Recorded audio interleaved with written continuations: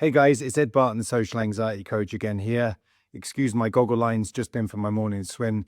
But in this video, I want to dive into a point which keeps coming up on coaching calls, which is keeping clients locked in their own negative mind state and trapped inside the social matrix. And it's stopping them from connecting with people freely and easily and openly. So watch this video to the end. We're going to be unpacking this concept, and I'm going to be giving you some tools that will allow you to interact with people more openly and more authentically. The idea which comes up again and again on coaching calls is that if you are to interact with somebody, if you are to stop them during their day and give them a compliment, or to ask them a question, or in any way just interact with them, you are somehow going to be burdening them, annoying them, or being bothersome to them. And this is where we need to do some serious cognitive reframing. Most of the time, and I'm talking about the vast majority of the time, when you interact with people, you are not bothering them, you are not being burdensome.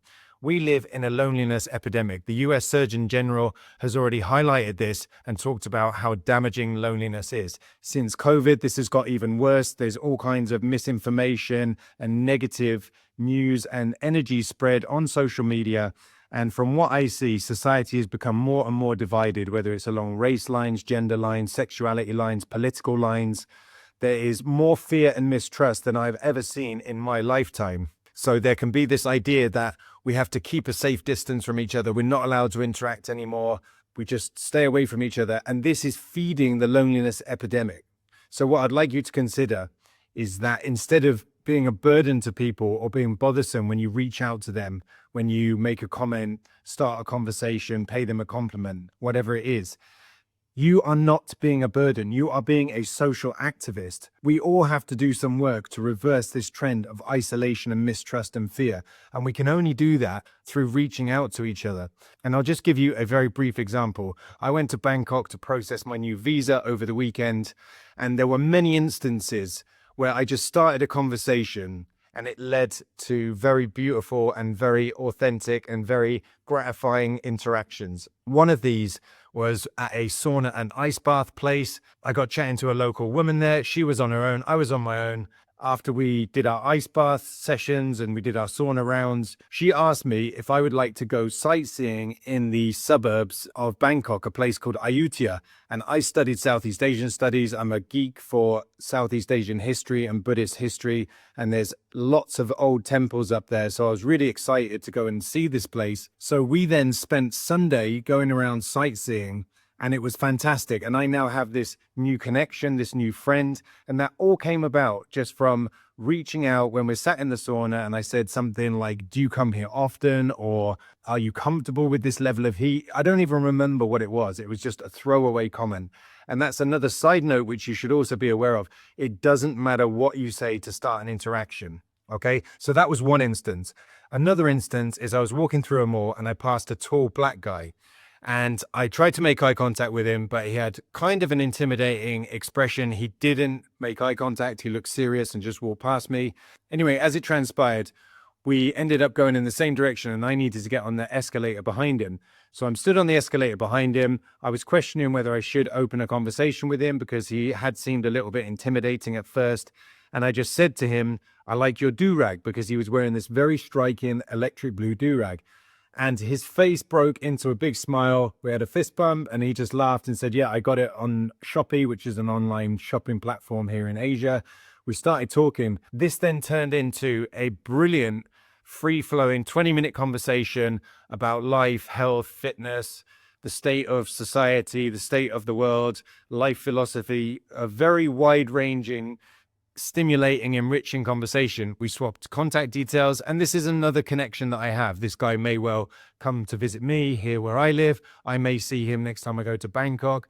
So you never know what will happen when you open a conversation. You know what will happen when you don't open a conversation. That's 100% sure. Everyone's just going to stay locked inside their own little box, inside their own social matrix of fear and distrust. But what I will tell you is when you do reach out, what you usually find is that stern, intimidating expression, which people naturally wear as a self-defense mechanism, often breaks open into a really nice, friendly smile. A third and final example is I was waiting in the queue yesterday at the airport to get my flight home.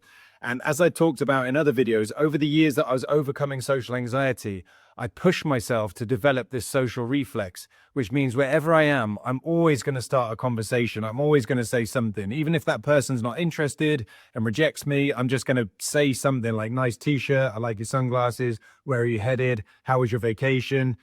I'm going to throw something out there and see if I get a bite on the hook.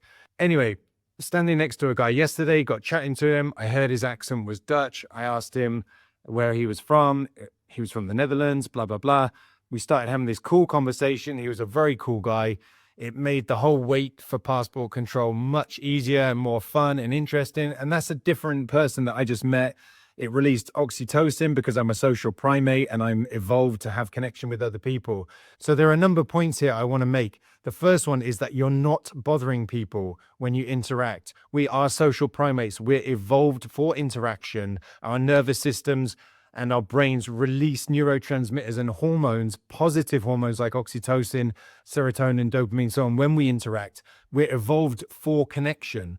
So you're not bothering people. People are generally lonely and isolated. I know very few people who, when I start a conversation, they just say, no thanks, I've got enough social interaction in my life, I do not need a conversation with you. That has never happened to me. On the contrary, though, people have opened up, they've swapped information with me, swapped telephone numbers, I've met them later on in life. All kinds of amazing connections can happen. And it's like a little story that you do not know how it's going to unfold. So number one, you are not bothering people. And this leads on to the second point, which I would say, try to reframe this as you are actually a social activist. You are doing your part to reverse this insidious trend that is being spread through social media platforms, through the kind of radicalization that can happen on platforms like YouTube, where they're just feeding you more and more of the same content, which already confirms your biases so that it strengthens your view on the world. This is a kind of echo chamber, but I'm seeing that YouTube can actually be a device that almost radicalizes people, because you watch more and more of the same content and you start thinking, yeah, that's right, I knew that. That confirms it. And you start seeing more and more of whatever it is that you have clicked on, maybe even randomly once. So YouTube can be very, very dangerous and pernicious and insidious, I would say. So this is social activism. We're trying to take back our natural state, which is to be connected and to have conversations. And you only need to go back one generation. My parents' generation used to talk to people more. We are losing these social skills. So please do some cognitive reframing, some cognitive restructuring. You are not bothering people. You are connecting with people. You're feeding people, you're lighting up their day oftentimes and giving people what they need, which is social connection. And you're being a social activist, which is trying to reclaim a more positive, connected world, which has rapidly started to head in the wrong direction as far as I can see since COVID.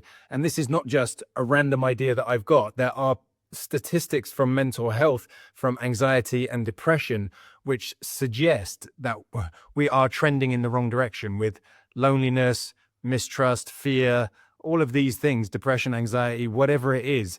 The mental health metrics do not look good. And you often see a correlation between increased social media use and increased depression, anxiety, and so on. So please try this out. Please remind yourself that you're not bothering people. It's a positive thing to do. You're a social activist. So with that said, I would love it if you went out there, started at least one connection today.